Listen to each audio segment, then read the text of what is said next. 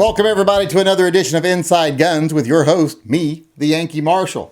Happy Monday. I hope everyone had a pleasant weekend. I want to start this week by talking about something that has been the topic of much discussion inside the conservative community and the gun community as of late. That topic being whether Donald Trump is dividing and destroying the Republican Party, and will that be a negative thing for gun rights? Well, first off, I want to answer the question of, do I think Donald Trump is dividing and destroying the Republican Party? And to answer that, I think not really, no. And you might say, well, are you blind? Are you blind? It's happening right in front of your face.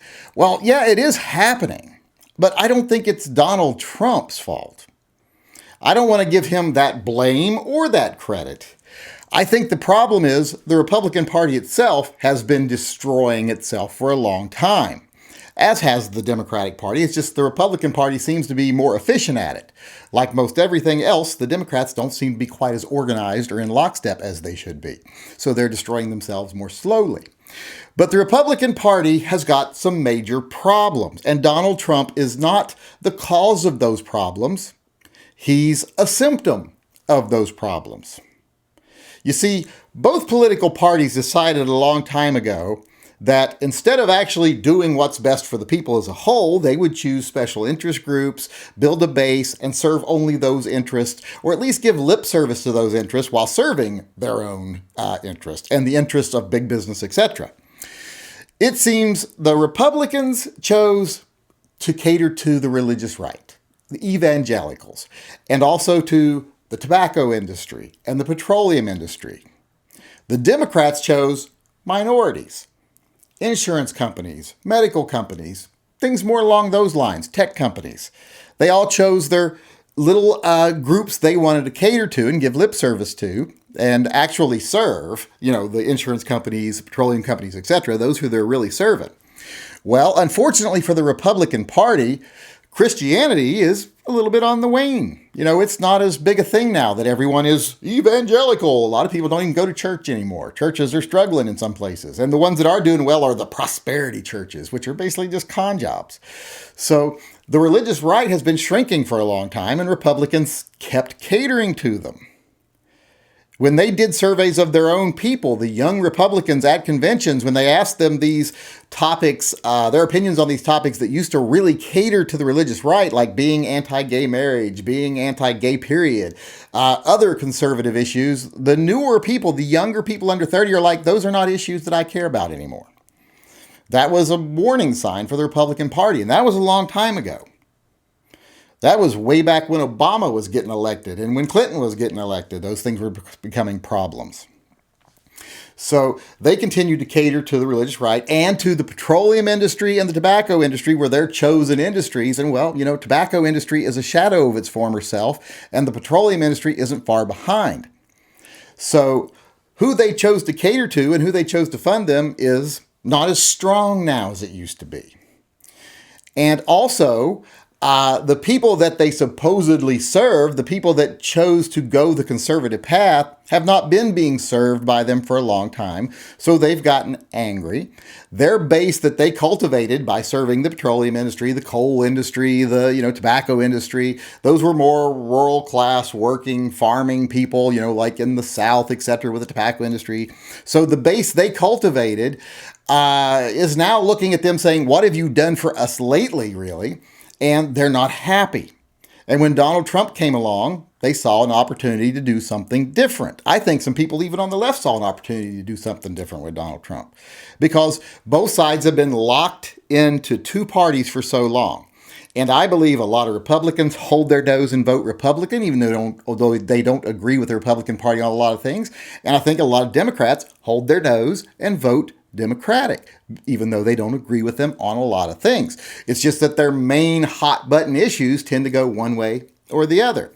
And unfortunately, when you have just two parties, if one party is on the good side of whatever your big issue is and one party's on the bad side, you tend to have to hold your nose and accept everything else that comes with it. Also, when there's only two parties, any politician pretty much has to toe that party's line. So you don't get a lot of options. Well, Donald Trump came along, gave him another option. And he's been popular. in the Republican Party, very popular. His overall popularity rates may not be great because he doesn't get the Democrats and he doesn't get the middle, but he gets all the Republican base pretty much. So that makes him a very powerful influence in the Republican Party. Now, does that mean he's destroying it or dividing it? No, it's not him. It's their own actions through the past decades that have been dividing and destroying the party. Like I said, he just happened along at the right time, and he is taking advantage of those divisions. And will it destroy the Republican Party if people split and Donald Trump takes 70% of the Republicans? Because he wouldn't just be splitting them in half. He'd be taking a big chunk. Because here's the thing. Donald Trump is very popular in the Republican Party. And to pretend like, well, it's only the racist and the evangelicals that are following him, that's crazy. The Republican Party isn't primarily made up of those people. Those are just the very vocal base. Just like in the Democratic Party, the loonies like AOC and those people, those aren't the general Democrats or the average Democrat. Those are the loony base that they're catering to. So Trump attracted a lot of people that don't fall into that lunatic fringe department just because they were so unhappy with the way the Republican Party was. So is that a bad thing for gun rights? This whole thing that's going on, that there is being a division in the Republican Party and they are splitting. Yes, like I said, it is happening. I don't blame Trump and I don't give him credit. He just happens along at the right time. But it is bad for gun rights because it's still leaving the one party, the Democrat Party, the half of that two-party system as the standing party. And if you ask me in 2024, could a Republican beat Kamala Harris, who will be running? I would say, yes, that's a long time from now. Just because there's no viable candidates now doesn't mean there won't be one 3 years from now. So yes, they could beat Kamala Harris. And I would say 52% chance they would beat Kamala Harris. But they're not going to be able to beat Kamala Harris if it's the Republican candidate versus Kamala Harris and also versus the Trump Republican candidate. If their base is divided like that, even if it's 60-40, 50-50, 70-30, whatever it is, if they're divided, they are not going to beat the Democrats. And that is a bad thing for the Democratic Party, and a bad thing for Republicans and a bad thing for gun rights. It's just a good thing for the Democratic Party. Now, could it be a good thing, though? It could be. Now, a lot of people are like, this is where you need to wake up and stop putting your blinders on and stop being optimistic. But I refuse to because, if you don't have optimism, what do you have? But here's where it could be good.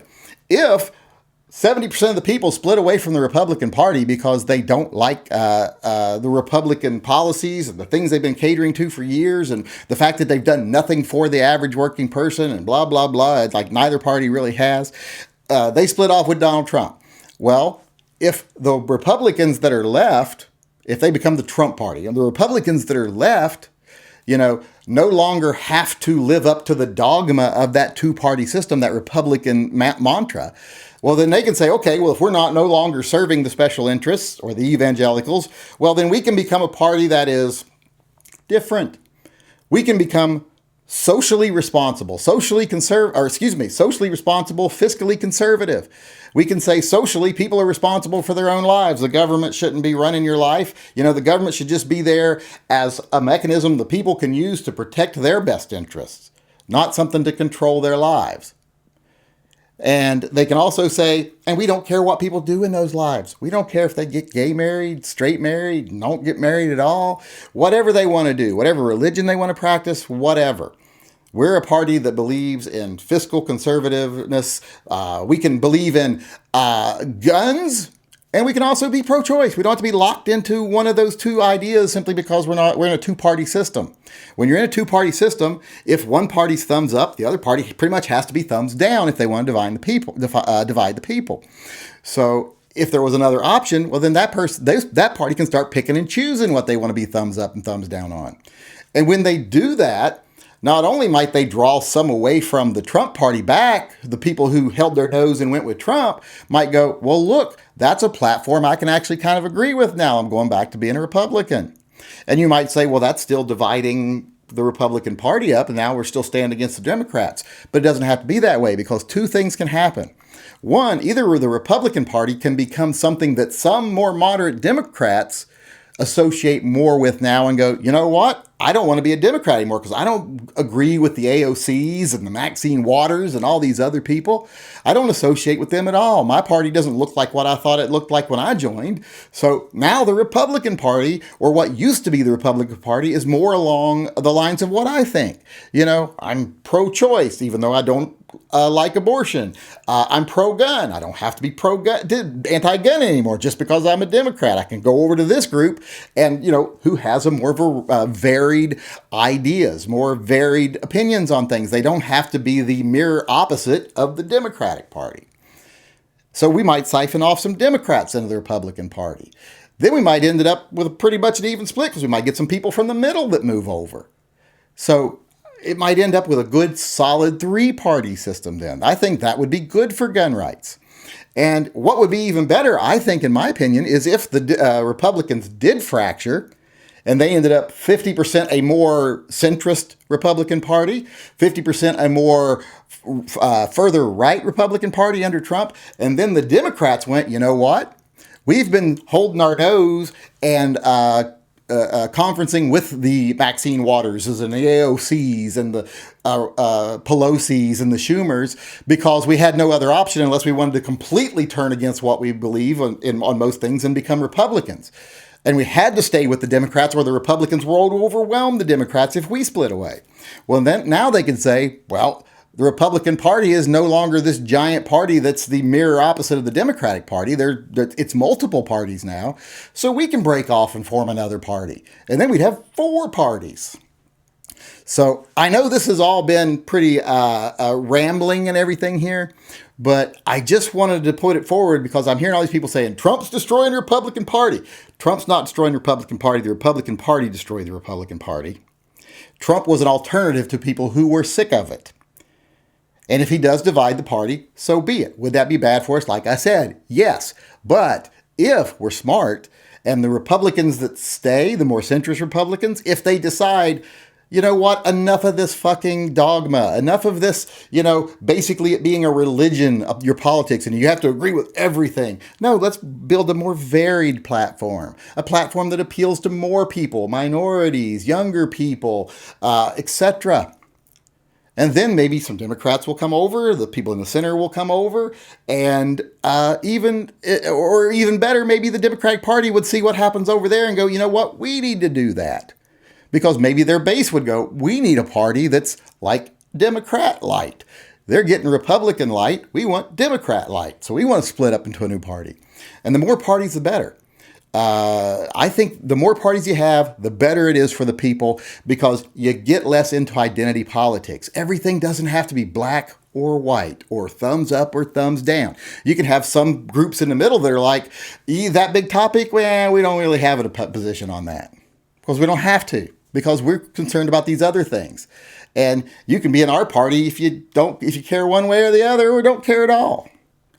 That would be good for us. That would be awesome because like I said, the 2 big parties, when they're around and that's all there is, the only thing they divide is the middle. The only way they can stand on their own 2 feet is by standing together and dividing the middle, the small number of people in the middle, that 20%. But if they start seeing that, hey, that system isn't working anymore, they have to start catering more to what is best for the people and what's best for most people. And then there'll be a party that's what's best for this other group of people and what's best for those people. And, I'll be able to say, let's say me as an independent, I'd be able to say, you know what? I agree with the Dems on this. I agree with the Republicans on that. But I agree with these people on 4 things. And I agree with those ones on 5 things. And this one covers my 2 main interests. So this is the party for me. I don't just have to be that, well, fuck, I like guns, so I guess I also have to believe in Jesus should run the government and all that other shit too. No, I wouldn't have to make that decision. And someone else who's, pro-choice wouldn't have to say, well, I'm pro-choice, but I'm also pro-gun, but I guess since I got to vote Democrat, I got to vote against gun rights simply because I care more about choice than I do about gun rights.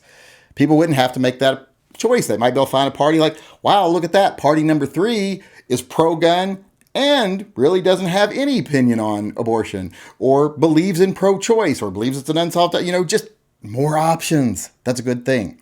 So like I said, and like I've said once before already, I know this is very rambling and it's already gotten very long, but Trump is not destroying the party. The party destroyed the party. The people are looking for options, and the more options they can have, the better that can be. So this might turn out to be something horrible, but it might be the beginning of something better. So let's hope for the latter. All right, with that being said, I want to move on to my favorite part of the show. I want to move on to gun talk. And today I want to clarify something from one of my videos last week. Last week, I was talking about the differences between K-frames and L-frames. And basically, K-frames were a little weaker. They were originally designed for 38s. L-frames were updated K-frames, a little taller, a little thicker cylinders, made more for 357 Magnum. And I said one of the things about them is they didn't have to shave off the bottom of the barrel like the K-frames did. On the K-frames, the crane was a certain height to be centered with the cylinder, and because of that, it had to shave a little bit off the bottom of the forcing cone to be able to close with the stronger 357 Magnum barrels. And that caused a weak spot where they shaved that. Well, Smith still makes K-frames. The 19 Carry Comp, very popular gun right now. And some people who just bought one of those and, or were thinking about buying them have sent me emails going, are they still weaker? Do they still shave the bottom off of the barrel? Do they do any of that? No, they do not. That's what I want to let people know tonight. The K-frames that are made today are better. They're stronger. They hold up to full load 357 Magnums. They do not have that weakness anymore. Smith & Wesson basically made one small change in their K-frames. They made the ejector rods a little bit slimmer. They redesigned that system.